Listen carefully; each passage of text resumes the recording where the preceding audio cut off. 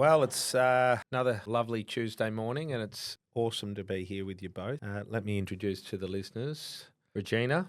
Yep. Is it Aparo? Aparo now. It used to be Tricina. And we have Rachel Wallace. Yes, Wallace now. There it is now. And Was Brennan. Brennan back in the days when we first started, and I think we were all in property management together. But it's a pleasure to have you both here and be talking about your journey with Love&Co and really what that journey has looked like for you both through being able to balance work, life, family.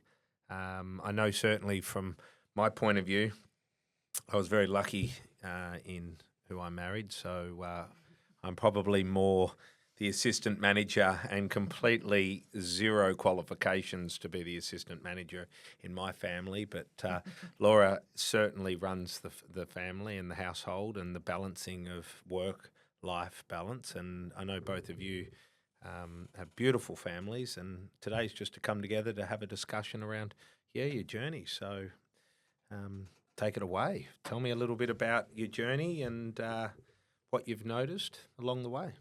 Well, I started with Love&Co 17 years ago. Okay. Do you remember what year that was? 2009, May. Your maths are faster than mine. That's coming up soon, 17 years. So I was hired as a receptionist. Okay. And got thrown into property management the first week. Okay. Taking over maternity leave. Yeah. You were sitting right behind me doing property management. So we were all in it together. And the rest is history. Yeah. Still here. Okay. And a little bit's changed in the industry. What have you noticed has been the biggest change from or during the course of the last 17 years of property management itself, the expectations on you as a property manager? Well, back in the day, you could pick up the phone or people would walk in through the door. That's not a thing anymore. Most of the time, people just send you an email and expect a response straight away. Yeah. Or they expect a response yesterday. Yeah.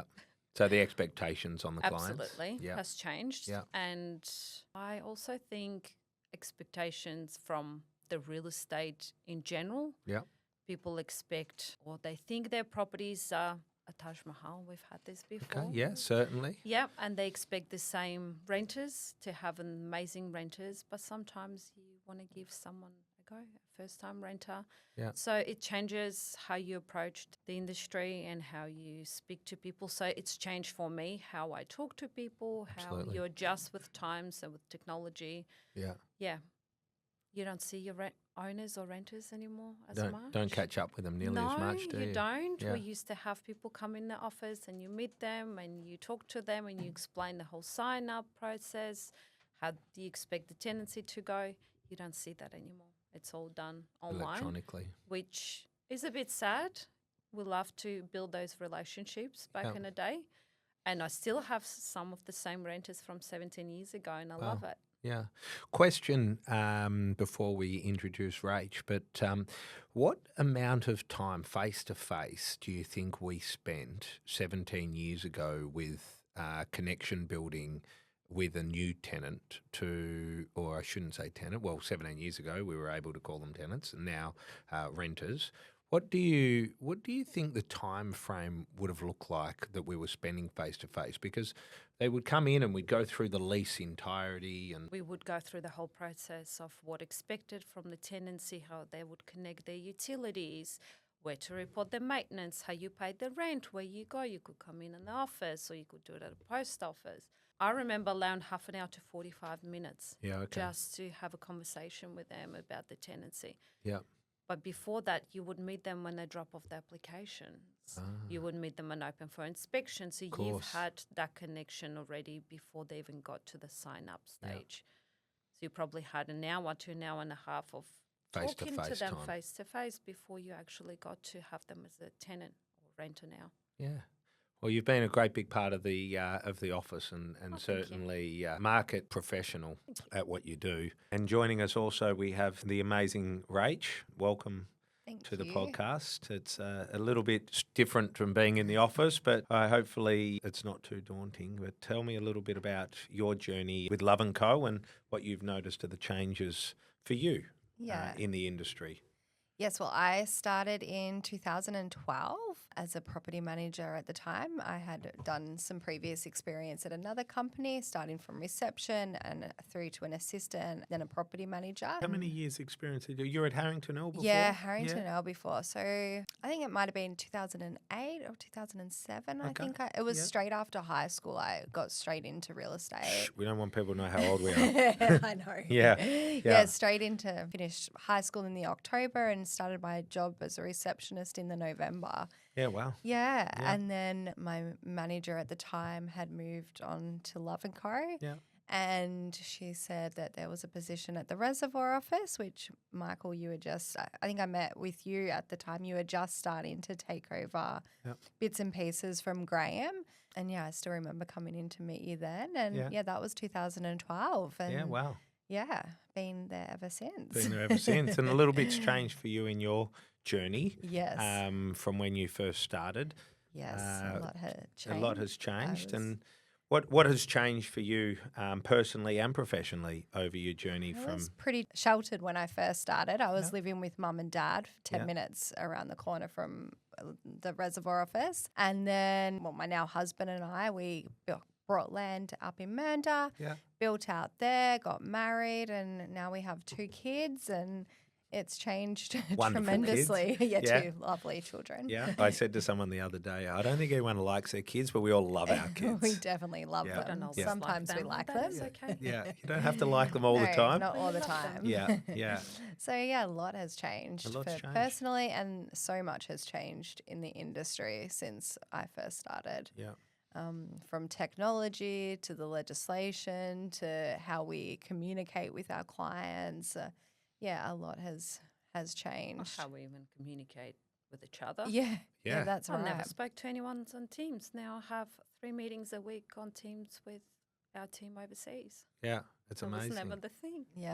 Never existed. Yeah, it's all changed. We've never been more connected but disconnected either, isn't it? 100%. I think it's quite interesting. I think about it quite often that how would it be our expectations of relationships on teams and with our tenants or renters and rental providers if we only communicated with our children through Teams and email and SMS. How would the relationship, do you think it would be? Non-existent. You don't actually know them as a person. Correct. And it's quite interesting that over the journey and, as Reggie was going through earlier, the face-to-face and the connection at the start, you'd meet them at opens, you'd have a conversation with them on the phone, you'd get their applications, you'd sit down and go through the sign-up period with them before they collected the keys, and there was almost a personal connection and you knew each of your tenants. You might not know their names. I don't know about you, but there's a lot of people that I'd look at and I'd get a street address that would pop up. I wouldn't always remember their name, but it'd be like 57 Smith Street, 27, you know. You would remember. You'd remember, wouldn't you? Yeah. But I've noticed now that's sort of shifted a lot to very much that online. It has. You don't know what they're like as a person. Yeah. You don't get. That's why going to your routine inspections is lovely. Sometimes you just meet them, you're like, oh my God, you are as nice as you are over the emails. Yeah. Because I read emails and we all, I suppose, do the same thing. You read them in the mood that you're in that day. Absolutely. So sometimes it's not actually what it is. Yeah. But I would love to meet them more. Yeah. But times are changing. Times have changed. Yeah. People are a lot more busy than what they were, and it seems it's a lot more accessible for them just to pick up the phone or email. It's changed the communication. Even our rental providers don't come in as much as they once used to either. It's not too often they just walk into the office now. Do you remember early in the days on a Saturday and the stress? I used to have a very stressful Friday night because I was in my 20s. And I'm pretty sure the stress of work was what led me to going out on a Friday night. But the Saturday after we collected the cash, we had to sit there and bank. Do you remember banking the cash on a Saturday? I remember hiding the cash in the office Yes. on the Saturday. Yes. Because you collect all the rent and you count and we you used give to have to receipts. count it, remember? Yes, and put it in the safe. And Anne Put it in the would safe give and us... then Anne Brown would, God Yes. forbid, you put it in the wrong spot. Correct. And she had these little tricks that if it equaled 9, then you were out. You'd got digits wrong, and you'd call Anne, be like, Anne, I'm not balancing. Yeah. Do you remember that? Yeah, I remember do collecting remember that rent. actually. Yeah. I remember giving out the keys to the properties for $50. Correct. Yes. $50 you Yeah, get the keys, deposit. Yep. and We're really showing age here. yeah, it's Yes, it's funny things have how those definitely things have changed. changed so much. And I'll say single, but we were young, and now having families. I was just talking to someone yesterday that when I was 20, I thought I was busy. When I was 20, I thought that I had a lot going on. Now, both being mums and both being working and Been amazing at our job. being fundamentally, I don't know that I don't think somebody without children would be able to develop the skills of someone with children to be able to balance so many things, from school drop-offs to snotty noses to hospital runs to no sleep and Correct. both of you have raised families through your careers, and it's hard work. What would you say to somebody who has got a young child that wants to go back to work and is struggling with, I'm going to call you both out as a little bit control freaks, okay? And So yeah, we and we I own it. think we've known each other long enough to say that respectfully. Yes. But both of you are incredible at the way that you can almost compartmentalize things. Though having children, I've watched both of you soften on that a little bit from being, I remember Regina once telling me that she measured the coat hangers and the distance apart of the coat hangers. I had the time. Yeah. I don't have the time now. It was you're incredible, both of you. I have the utmost respect for you both, and the way that you're able to manage family. But what would you say has changed most for you both to be able to go from being busy 20-year-olds to having children, to being able to juggle that and still get the personal satisfaction of being professionals and exceptional? I don't know that there's two better property managers in Melbourne, certainly Australia, Thank you. or I should say in Australia, certainly Melbourne, that you've been able to manage raising families, manage, the age when kids are snotty and they're clingy. I mean, I'm the dad. I'm just the assistant manager, but I do see what mum goes through, and not even being able to go to the bathroom for a bit of quiet time because they're hanging on all that way You've through. got audience all the time. What have you had to develop within yourself to change and be able to manage the work-life balance with the family balance? I think we were talking about this in the car coming down, and I think time management, you just have to keep getting better with time management and compartmentalize as well, because obviously when you're at work, you want to put 100% into work. And when you're being a mum and a housewife, you want to, put 100% into that too. So I think when you're trying to focus on one thing, just to try and focus on that task at hand and, keep busy, do your time management as best as you can. Yeah. Probably. Time management is the biggest one. Yeah. Time management. Yeah. For the listeners of the audience, we all represent time differently. Absolutely. And there's through time and there's in time. Generally your two differences, the person that is got the planning and the person that it just sort of is working through it as it comes. What would you say your time management, how has that changed? How are you representing time management now to in your 20s? How are you able to manage that? Because not everybody's able to do what you both do. And so what would you say, is it that you've been a little bit more relaxed, that you're running calendars? How have you been able to do that? Because we all know kids don't really care what our agendas are. No, they don't. They don't care about your plan for the day. No, not at all. So how have you been able to put that together and make that work? But see, our kids grew up around us always working. Yeah. I went back to work. My son was 4.5 months old with my first baby. Mm-hmm. And I worked 3 days a week and then went to full-time with 2 kids. I went back after my little one was 1. Yeah. Same with the third one when she was 1. So then you had 3 at home. And obviously we had flexibility of working from home. But your kids grow up and seeing you on the phone, they know when to be quiet. So you can still work. You can still do all these things around children. So that shouldn't really stop you I don't adjust my life to my kids adjust their life to me. Yeah. Okay. Because I lead them. Yeah. And sometimes there are I don't know, you've got to work. You got to pay the bills. So they need to adjust to your lifestyle. My kids know. If I pick up the phone, I say it's a work call. Yeah. They're quiet. Yeah. And if it is some technology time that they get, well, lucky them. Yeah. Absolutely. And you have to do it. Yeah. The other day I was outside on my laptop and my husband came out and he goes, "Oh, our daughter just said you're on the phone to your renter and be quiet to him." I was like, Good. how does she even know? She's 6. How does she understand? I was like, well, obviously she's just hearing me speak. Yeah. And they know. They copy me saying, "Oh, hi, it's Regina from Love Real Estate." Yeah. But it's lovely. I don't think it's a bad thing. They look forward to coming to the office. They always ask, "Can we come to work and see what do you do?" Yeah. It's not as exciting as you think it is, but yes, you can come. Yeah.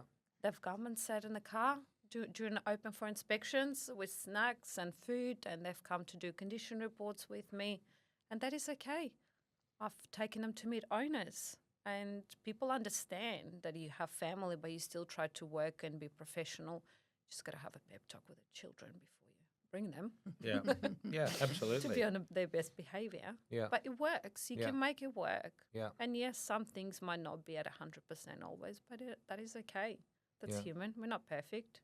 My hang is no longer separated like that, and that is okay. I've lived. Apparently it's okay. Yeah. I would agree 100%. And how about for you? Yeah, Rach? my kids have both adjusted to with me working from home and whatnot. So my kids would often, if they heard me on the phone, they would run into the cupboard and go get a chocolate because they knew I couldn't yell at them to tell them no. So it's amazing how kids adapt to situations. They read the room pretty well. So yeah, I think it's been it's been a really having the flexibility to work from home has definitely been, and within hours of school as well, has been incredibly helpful. Especially when they're in daycare and they're constantly getting sick. If you didn't have the option to be able to work from home, it would have been impossible to keep up we're with lucky work. we do have it, and thanks to you. Yes, absolutely. Yeah, because otherwise we wouldn't be able to raise our family how we do now. I think we were miles in front. Absolutely. Yeah. I think we were miles in front. And now people talk about work from home, but we started work from home. Rachel was your trial. Yeah. 2017 it would have been. Mason was born in 2016 and I come back 12 months after. Remember you taking the laptop home and a mobile the little phone mobile phone. And try it out. Prepaid. And it's like, I think it's been amazing when the kids, especially when my kids both went to daycare for 1 or 2 days a week and they're constantly sick. So if I wasn't able to work from home, I don't know how I would have kept up with my job because they're always sick to start with. Aren't they just snotty noses? Continuously sick. Yeah. So it's just made, it's so good because we can also, sometimes work isn't always 9 to 5. So if we need to call an owner at 8 o'clock or at 6 o'clock, you've got the flexibility to do that as well because obviously sometimes they work from 9 to 5 and aren't able to answer their phones. So it gives, I think, everyone a bit more flexibility as well. Yeah. It gives us flexibility to work our hours as well. Mm-hmm. Sometimes, I know Rachel and I both done this where you wake up at 5:30 in the morning because you think better. In a quiet house with nothing to do, you can do the quick hour of work and you get so much more done rather than trying to do that all day with the kids running around. Well, it's very interesting because we've always had a lot of trust. I mean, you earn trust, and I think the three of us have earned each other's trust over the course of the tenure. Though I remember I was in an architect's office about 7 o'clock, and he was toying with this idea of computer and monitoring the computers, and I said, "We've got it. I don't really look at it." And we've all had those conversations. Yeah. And it was about 7:15, and I don't know, I must have been asking someone, what's the password, log me in, and boom, it's 7:15. Rachel Wallace, Regina, both in there working. And he goes, "Oh, I go, they're the mums, they're good, don't worry about them." Well, you have to. You make time where you can make time. Yeah. And that's what and would that be your time management strategy? Yeah. It's like, we'll get up and I'll nail it out before the kids wake up. Yeah, 100%. absolutely. Yeah, and it works so well. And then you do your drop-offs, and then you come home, you're like, okay, now I'll do what I have to do around the house, potentially, if it is not your full day of work, and then you jump back on and you do another 2-3 hours where no one bothers you, no one talks to you, you can make all your phone calls. Yeah. And in an industry which is such a heavy service-based industry, I mean, and our expectations on us is very much, we want it yesterday. Yeah, I would love to say today, but now if you're not responding to an email in 26 seconds, people are like, are you dead? Do I call? What's going on? Have you noticed it's been you setting the expectations? Are we responsible for the expectations of the client, or is it that you've you adjust to the client. You've adjusted to the clients or is it a mixture of both? How do you feel that sort of? It's a bit of both. Yeah, I think. I think Rachel and I are very hard on ourselves too, because we set a very high bar. Yeah. Very high bar for ourselves. Absolutely. So we're our biggest have critics. to do it on a day, and even I'll tell the owners, if you can't catch me on a day, I'll call you back. Yeah. By the end of the day, you'll hear from me. Yeah. And if I tell you I'll call you, I'll call you. Yeah. You don't have to doubt it. You don't have to question it. Even if I don't have a response or the answer you wanted, I'll call you just to tell you that. But you just have to do it. So with the technology and that mindset, very much it's a mindset thing, I believe, that both of you have an absolute championship mindset. What has it been that you've implemented to know that you're getting your job done? Is it the technology? Is it using a particular technology with the change of emails? I mean, we used to have all of you'll remember we used to get the piles of rates notices and water notices, and now that all comes in email. Yeah. And is it the systems that we've set up in the business with the support from our offshore team members, or is it something just within your head that you've run a list, or what is it that makes you know that you're staying on top of things on a day-to-day? Your offshore team helps a lot because you can Absolutely. outsource some of the. It's not even an easy task, but it's the small little bits that add up to your day. If I had to enter the invoices or I had to create a new list, that takes a lot of time. Mm-hmm. And it takes a lot of concentration. And if you cannot source something like that to another team member to assist you, they've been amazing. So that system really helped. It took a while to get around it. It took us a long time. Yeah. We started outsourcing in 2008. And we don't like someone else. It's a very hard thing to let go of because we like control. We're quite organized and we like to do it all. And we used to do it all. Apart from accounts, we had nobody. Yeah. And now we have such a big team for maintenance and your general tenancy team. So you outsource quite a lot of work. Not outsource, but you work with them together. We've become more of the garden, haven't we? We've got the team, which is the garden. There's lots of different flowers in the garden that make the garden full, and everybody does their little part. And our role has changed, but there's certainly there's been automations which we've rolled and we continue to roll out with technology, but we've also just got that extra support to get some of those jobs that we used to have to. And it's amazing. At the start, we might have not thought it would be amazing, but now as you get used to it and you sit in it and you see how it works. Or what can be implemented to make it better, and it's amazing. Yeah. It saves you time. Yeah. I think the new phone system as well that's on our mobile phones is really handy because you can be out on the road, out and about, and you still have access to the phone calls coming in. Or you can at least listen to a voicemail. You might not be able to respond, but you can check how urgent it is. And, you know, if you need to get maintenance to help, you can offshore it, or not offshore it, but you can then send that through, shoot through a quick email and still action some things when you're out on the road as well. Yeah. And Rach, from you, probably from your point of view, how have you found the technology in the changing in the industry? I mean, I know that we started the working from home, you know, when we had rest. Yes. And there was encrypted tunnels and mobile phones and, you know, all sorts of stuff that are well past my pay grade.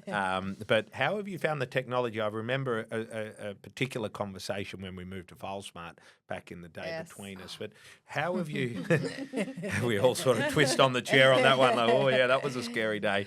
But how have you found the technology, and how have you found that it's actually helped you more than restricted you? Or? Absolutely. It's a lot easier just to have a look through a program to find something that's been filed than going to the old cabinets and having to physically get out their application or get out the condition report. Yeah. When now that's literally all on one program. We can, It's yeah, available. it takes 2 seconds to find. So having things electronic is definitely, it makes, you can access it from anywhere.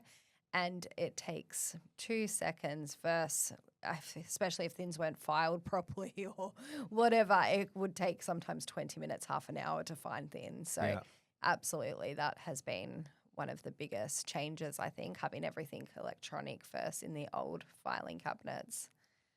And as the business has evolved, I mean, we've always put money on developing the business and the systems, and we've tried to invest that for all of our benefits.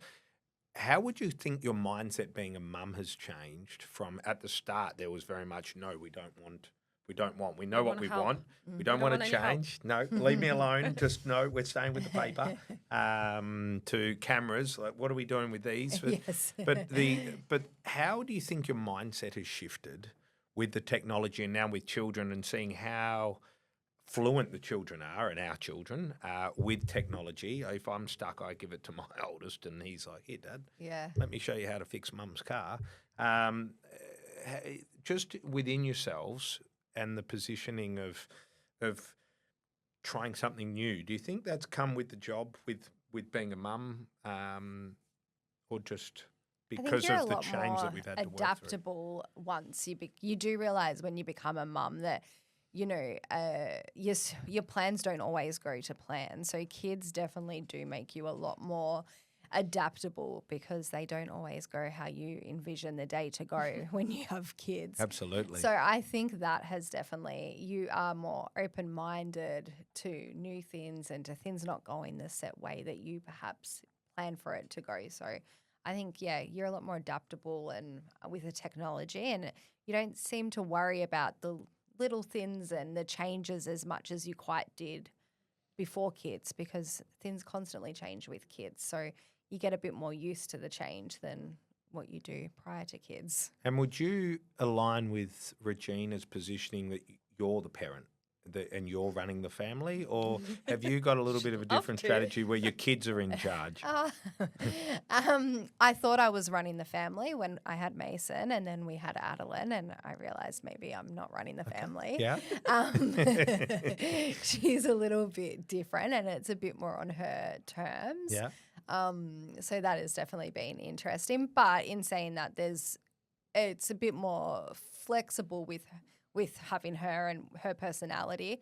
But in saying that, it's still the same routine, the same structure, the same I'm on the phone, be quiet. She might go get a chocolate from the cupboard where Mason would have never dared. Yeah. But there's still the same routine and whatnot that they're aware of, and certain boundaries that they know. I'm obviously the parent, and they know when I've got to work. And I think it's so important and good for our kids to see us working and contributing. I agree, 100%. It sets the standard that, for everyone to, it's good to work. It's good mentally. It's good to be with other people. You know what? It's so important. Well. You can have it all. You can do it all. Yeah. Not potentially have it all. No. Yeah. I mean, that's hard. Yeah. But you can do it all. Yeah. You put your mind to it, and your family can help to do it all. I've certainly noticed through the years that people who had working mums always seem to have a higher resilience than the ones that didn't have working mums. That's good to know. That means our kids will be all right. Yeah, well, I think they're already going to be all right. Recently I saw something,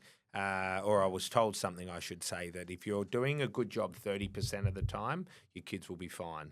And that took a lot of pressure off me. I'm like, yes, because I reckon I'm just dragging that line on 30%. But it's quite interesting that over the tenure, and it's only a very limited pool, that people who had mums that stayed at home, I found would call up and take time, because I think through childhood when they weren't quite right, mum would give them a little bit more love if they didn't go to school, where the working mums seemed to be, hey, off you go. Let's go I'm work. going. I've got to go work. Absolutely. You've got to go to school. That's right. And for me, my mum worked, and it was like, well, you're going to school. You're not quite right. You still got to go through. So, looking at your children, do you think they've got a higher level of resilience than if you weren't working and being a career? Yeah, they could probably push their agenda a little bit more, where they have no choice. If I'm going to office, I'm going to office. Yeah. I have to be at work, or even if I'm working from home, they have no choice but to keep busy or do something because I'm working. Yeah, it's not so fun for them. There's no activities or doing anything. It's literally you sit and do nothing because we've still got to work. So it's not And it's a not fun a bad time. thing because you teach them what's important, how the bills are paid, how Yeah. life revolves around money. Yeah. Like that's the reality. You want to have a roof over your head, and our kids are quite privileged. They still go on holidays. They get to go to good schools. They dress well. They get all the little things they want pretty much all the time. So Yeah. that you need to work for it. It That's doesn't right. just come to you. Yeah, absolutely. And you're hoping to raise good humans that know how to do it the right way to get the money. Yeah. Exactly. And building that work ethic in and Yeah. seeing that you can do a little bit more than what you thought. And it's certainly when I was 20, I thought I was busy, and then we had 1, we had 2, we had 3, and hopefully we've stopped having them now. But Sorry, I told you third would be amazing. Yeah. Which is amazing. yeah, you don't get later in life and regret you had children. No, I don't think. never. Absolutely. Certainly, I think the first one you have to be conned into, otherwise none of us would do it. And you're sort of told that it's all going to be wonderful, and there's a bit of a reality check there of like, hang on a second, I like things being Yeah, my way. Yeah. And there is this new person. That yeah. And the more rigid you are and the more compartmentalised and how you want it, the more you sort of struggle with that first one. Absolutely. No, my day was going this way, but you become quite agile, I think. Yeah, But absolutely. you adjust. Yeah, you do. You have to. Yeah. Yeah. You love that little human, Yeah. or 2 or 3, however Yeah. many you choose to have, and you adjust Yeah. to their lifestyle and their needs, and And they learn to adjust to us as well, I think. And I think that's the healthy part. And that builds that resilience in our children, is that they're not in charge. I think there's a safety barrier for them where they feel safer when there's boundaries and that they know you're in charge. Yeah. Rather than them thinking they're in charge. Whilst they will do their manipulation and they will do the things that they do, I think there's certainly, from my experience with my children, I feel that they feel safer knowing that there's boundaries and dad and mum. that I think kids the need structure. yeah, routine and Kids structure. Structure. Grow better Yeah. in structure and rules. Routine, Yeah, yeah. absolutely. And I think that's helped us with our work as well. Regina and I are very similar personalities in a Yeah. lot of ways, and we're both very much into routine, very much into structure. And I think having the kids routine and structured, and then our work routine and structured, it all seems to make us be able to do everything that we can do because, on certain days, certain things, cleaning gets done and work certain days and kids' activities. And to have that routine and structure, it makes being able to get it all done a lot more easier. Yeah. So So you're not busy when you're 20. you're not busy when you're 20, are you? We're gonna call that out. And are you not busy busy. when you have one child? No, one No. kid's a dream. One kid's a dream. Dream. Yeah, and So none of is our it? kids are in teenagers, so we haven't experienced. have a They say teenager. bigger. Well, just 15. Yeah. Oh, really already? 15. Oh my goodness. It's going to start working There you soon. go. There you go. Yeah. He'll be in the office. So he's to himself. Yeah. So he spends a lot of time in his room and Yeah. talking to his friends, but we've taken all the technology away. Yeah. So he spends a lot more time with the family. Okay. Because we were kind of missing him. Yeah, I believe that. I believe that. So the question I have for you both is a real question, and a question I think that isn't discussed much, but parent guilt, mum guilt, and All I the think time. that's something for mum. How do you manage mum guilt? You don't. You It's just live hard. with it. It's Okay. very hard. Yeah, Yeah. very hard. Yeah. And what would be your strategy in being able to manage that? Because I think mums certainly get more mum guilt than dads. I think dads are a little bit distant. I've always left early and come home late, and I'm the assistant manager.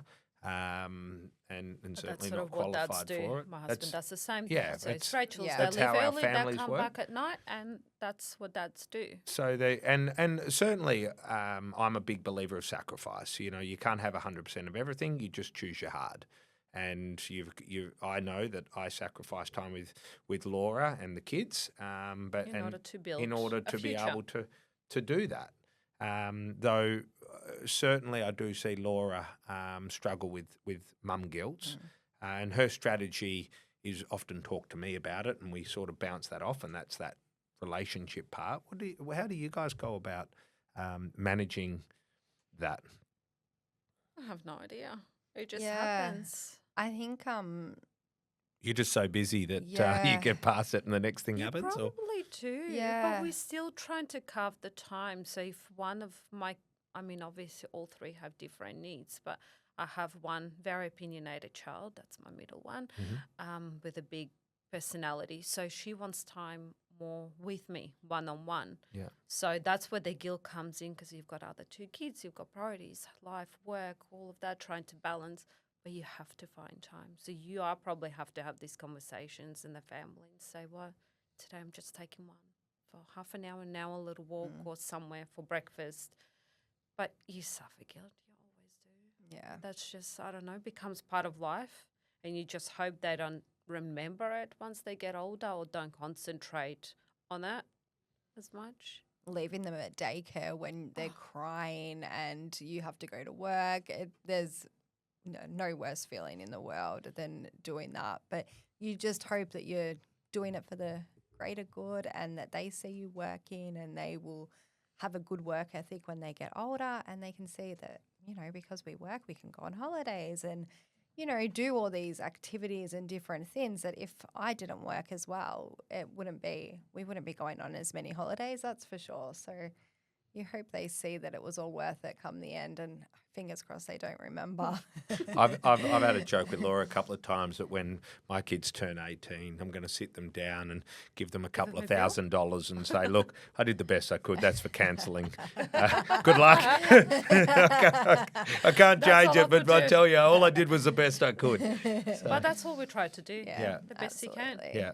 And you're always going to suffer a bit of guilt. Yeah. And mums are we're hard on ourselves with everything. Oh, absolutely. It's the Yeah, work, it's how you behave, it's what you say, because we still live in that world where it is slightly adjusting now, but you're female, so you have to. A lot of pressure. Yeah, So for it the is a lot house of to be pressure. clean, for dinner to be cooked, for the kids to be fed, and sometimes your husbands lunches. don't even care, but somehow you think they do, and you just tell yourself you have to do it all, but you actually probably don't, and no one would care. Asking for help is something I think we can all. Yeah, no, we don't do Yeah. that. Yeah. It's very And- hard. Yeah, it is very hard. You feel like you're admitting defeat. Yeah. You can't do it on your own. Yeah.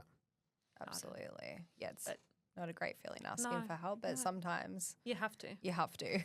And from a parenting, I mean, we grew up in a very similar era. I'm a little bit of an advocate that a lot of us could just love ourselves a little bit more, and our upbringing, whilst it was tough and we had lead-based paints and we We got turned out bullied and we bullied and 100%, yeah. life was just a little bit, it was less aware than what it is, and I'm a little bit of an advocate that if we all loved ourselves a little bit more and said we're not so bad, we may be a bit easier on trying to parent that much different than how we were brought up. How would you say your parenting has changed from your upbringing or your parents' parenting? I'm completely different parent to my parents. Yeah. Well, first of all, my parents were divorced when I was quite young, so I had a working mum and I lived with my grandparents quite a lot. But I'm more compassionate. I give my kids time. I talk to them. I was smacked when I was a child, and that was okay. And I grew up overseas. I lived in Russia till I was 17.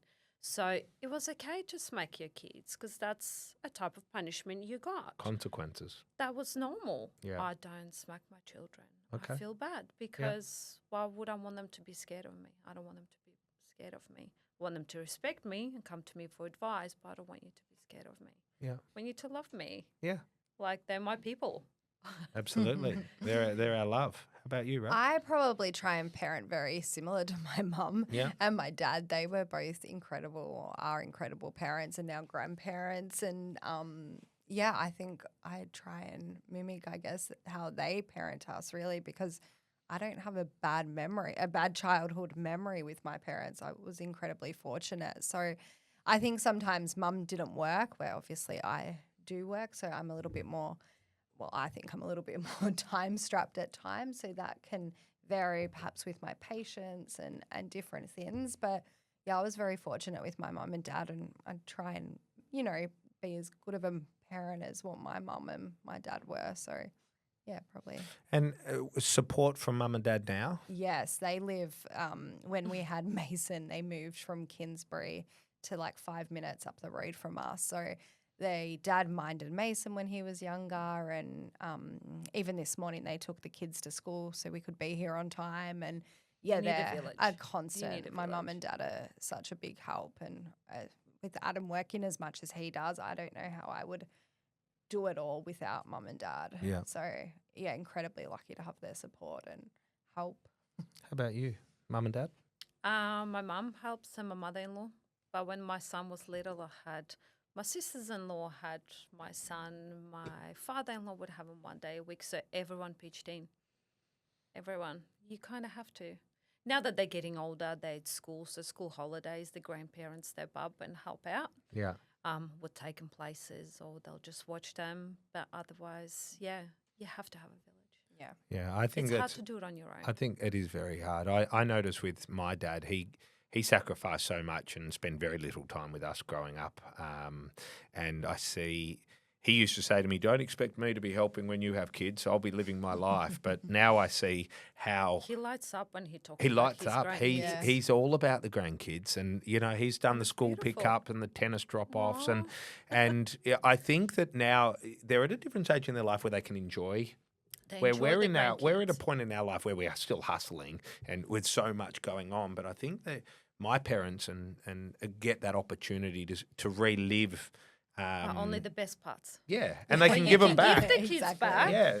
But still enjoy them and do all the things. But what is it with them loading our kids with sugar my and God. then They giving just them love back? it. Like, My what mum are is you the doing? I never got any of that. Yeah, No, but all of a sudden never. they get 2 ice creams and lollies Yeah. and Correct. everything. And We'd ask for lolly and ice cream. No. That it was no. But now they go to grandparents. It's like, they slept through till 6 o'clock. You're like, they're meant to be going to bed at 7. I could have woken them up at 3, but I gave them a lolly. They'll and be you're all like, oh, yeah, okay, great, thanks very much. They certainly have taken a different approach. they change. They relax. They have, haven't they? And they don't deal with the aftermath. No, generally. that's exactly right. Your It's mum like, loves a bit of Oh sugar. my God, my mum is the worst. The kids stay up late and Yeah. have lots of sugar and then come home and The consequences. yeah, Rachel we has deal to with the deal with that. Yeah. consequences. we're So, dealing with them running around. Yeah. So, it's been a wonderful chat, and thank you both so much. You too. Thank you. We're looking forward to many more chapters in our book. I'll just ask for your closing quotes on advice to young mums that may be finding it difficult, and advice to mums who are trying to balance work, life, motherhood, familyhood, from some lessons that you might have known now. Looking back, that you might have wished that someone had told you at that time in your life? I think to be kind on yourself, and it's only such a short period that the kids are young. Now my 2 are in school. The work-life balance is a lot more easier to do, where when they're younger it can be a lot more difficult. So it's just such a short period, and to be kind on yourself, it's really, the best you can do. You can only do the best you can do. Yeah. Yeah, be the same. Just don't be too hard on yourself. Spend the time. Take a holiday. It's okay. It'll work out. It'll work out. And then surround yourself with like-minded people, like we were lucky, Rachel and I. Yeah. Found each other 16 years ago at Love's, and we live 2 minutes drive from each other. We're on the phone 3 times a day. Yeah. For Constantly. an hour each time. It's Yeah. whether it's a work call or whether it's to talk about your kids and what they've done or what they haven't done and how they behaved, or whether it's Yeah. the husbands or the parents. Washing, need- cleaning yeah. ideas. Yeah. We'll often. Like it's try to find like-minded people Yeah. just to have in your corner. And a great boss. Yeah, Yes, always. that definitely makes all the difference. I had to throw And it we in. I are had to throw it grateful in. to you, Yes. you know that. Yeah, I We do. couldn't I do do. our And I'm roles very without grateful to the you. both of you. We Yeah. couldn't do it. I think it's a team. Yeah. And a lot of people do ask me, how do I do it? And I say, it's only because of my team and the trust and the tenure has been wonderful. And I think you both do an amazing job. Thank you. And Thank you're both amazing property managers and certainly phenomenal mums and wives. So thank you. congratulations to the both of you. Thanks. We try super hard. Yeah, you We do. do You try definitely hard. you're hardest critics, but truly, I take my hat off to you. I couldn't do what you do, and I think it's absolutely You must sensational. love it. Yeah. Yeah, all of it. I mean, the parenting and the work. I think the joy comes from accomplishment. I think Yeah. really the harder you do things, that's where you get the experience of joy. People say to me, but when you fill it up, you then get that experience. If you just laid on the couch doing nothing, Yeah. you don't get that same experience of joy, of accomplishment. But we just keep loading our days in, and somehow you get works through out. it. It Yeah. works out, Yeah, doesn't exactly. it? But you know And- what? It's also connecting, creating connections. Yeah. Because I have some owners that have seen me be a single person to get married, to having children. They now know my children. They talk about them more. I know Absolutely. about their kids and grandkids, what schools, universities they're going to, and it's beautiful. Yeah. You call them to just have a chat sometimes, and they treat you different. They don't treat you like a property manager. Yeah. So it's beautiful to have an opportunity where you can make connections that you would have had an opportunity to do if you weren't at work. Yeah. Well, great. Well, thank you. And there you go to everybody out there. Be a little bit easy on yourself. It'll be okay. You'll get through it. Yeah. From two very seasoned property managers or property advisors, probably a better way of doing it. Fancy. From all things property and life and family. So huge thanks to you both, and No, thank you. Thank looking you. forward to was what's fun. next.